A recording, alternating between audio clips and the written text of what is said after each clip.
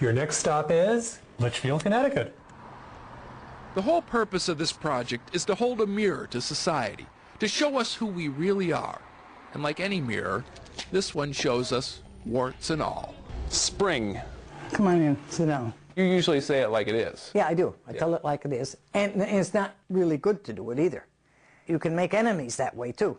Her name is Geraldine Spring, and she's quite an open book. And that's my grandson, Travis, my favorite. But she does have one thing to hide.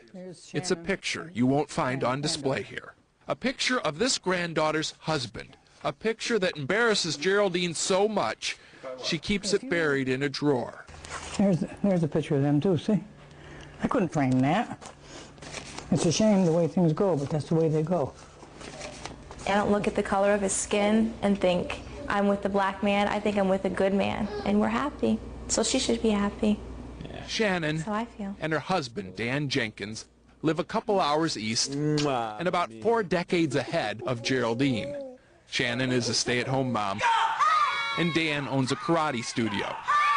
Despite the black belt, he says so far he's only tried killing Geraldine with kindness.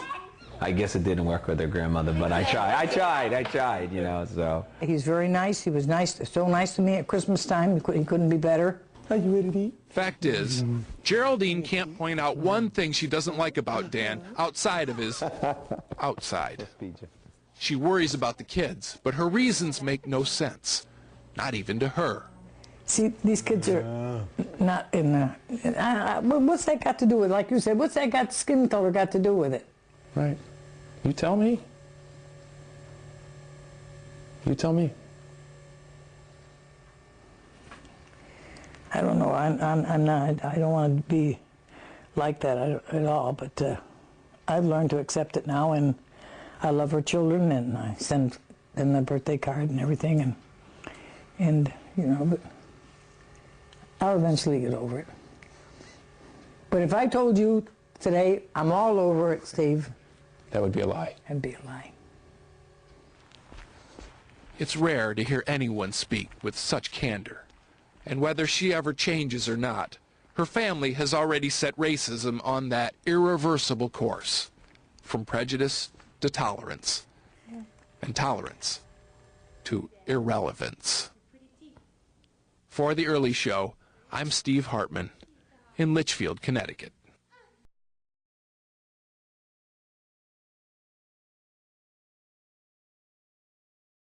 Wish me luck. Okay. Steve,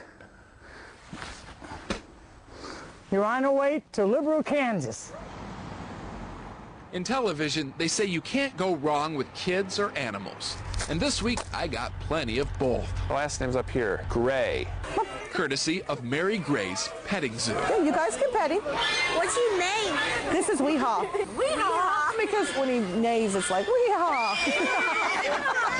Mary never charges for her petting zoo. Do it again. Yeah. She just loves introducing kids to the sights and sounds and, well, mostly sights and sounds. That's all part of having a pet. I've always just loved animals. I was always bringing home pets, and I'm sure my mother told you. Oh, yeah. Yes. Yeah. This whole place would be covered. Yes, that's no joke. She wouldn't leave anything on the highway or in town. She'd bring it home. And apparently still does. How many are there? There's 7 altogether. 7 dogs, So plus 7 cats, they're just all over. and 1 albino ferret. He's a Humane Society reject. At this point, she really can't take any more animals without crossing that fine line between pet lover and crazy dog lady. So Mary helps in other ways. She just started a local chapter of the Humane Society, does fundraisers to help spay and neuter. Basically, she'll do anything in her power to help make a difference in the lives of animals, partly because they made such a difference in hers. They didn't judge, no matter what I cried over, you know. You really remember crying? Yeah. Like, what do you have to cry over when you're 7, 8, or...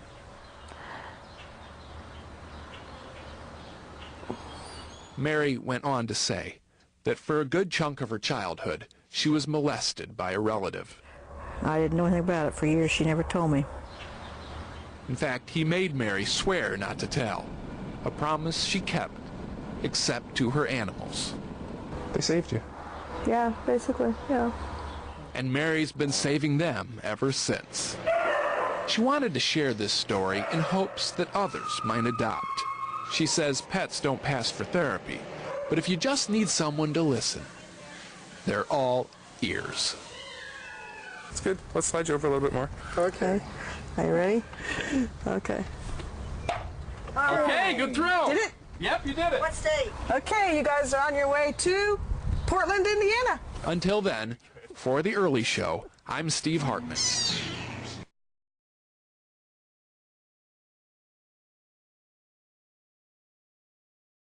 In his ongoing quest to prove that everybody has a story, our Steve Hartman recently returned to Iowa City, Iowa. That's where the random toss of a dart landed him well over a year ago and brought him into the life of a special young man who learned some pretty tough lessons at a very early age. Some people see this as a once-in-a-lifetime opportunity to share their feelings, their passions, their story with the world. The last name is up here, Smith. While others are much more pragmatic. What did you think when we called? I thought, this is cool, I'm probably going to get to be on TV. Lifestyles of the rich and famous. Actually, it's lifestyles of the not quite so rich and famous. Meet 13-year-old Austin Smith. Hello.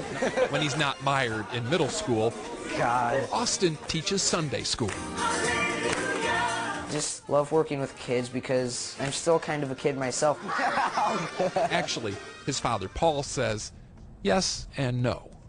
I think he's had to deal with a lot of things that makes him a little deeper than many kids his age. We're gonna have a baby. Austin was Paul and Sherry's third child. Although she had been a working mom, Sherry quit when Austin was born. Told her husband, "I'm only going to have so much time with them when they're young." Red blood cells. If she only knew. Does anybody in here have a family member that has ever had to have like a blood transfusion? You've had somebody in your family? My heart is just broken in a million pieces because I wanted to be here for a lot longer.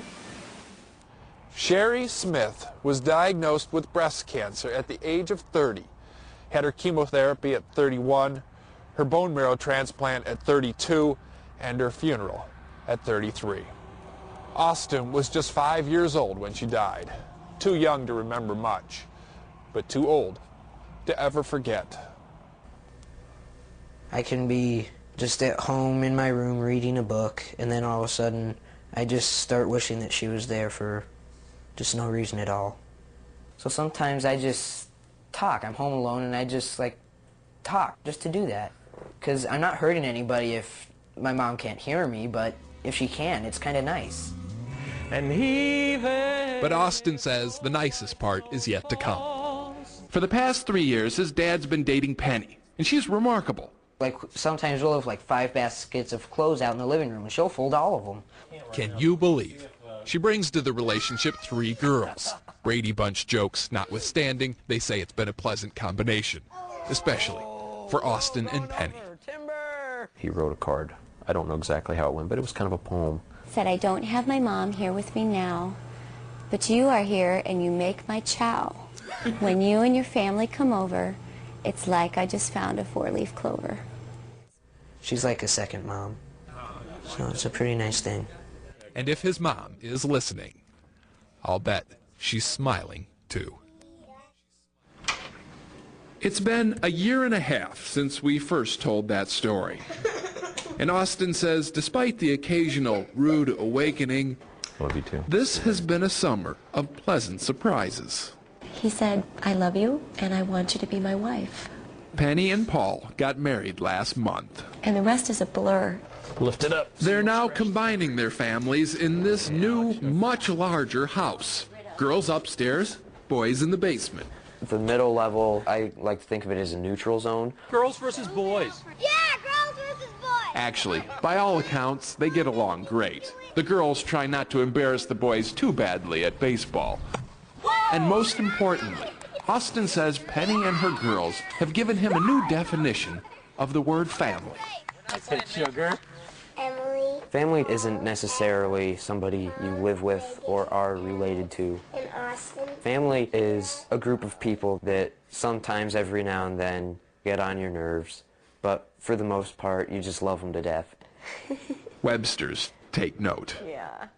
For The Early Show, I'm Steve Hartman, CBS News, in Iowa City, Iowa.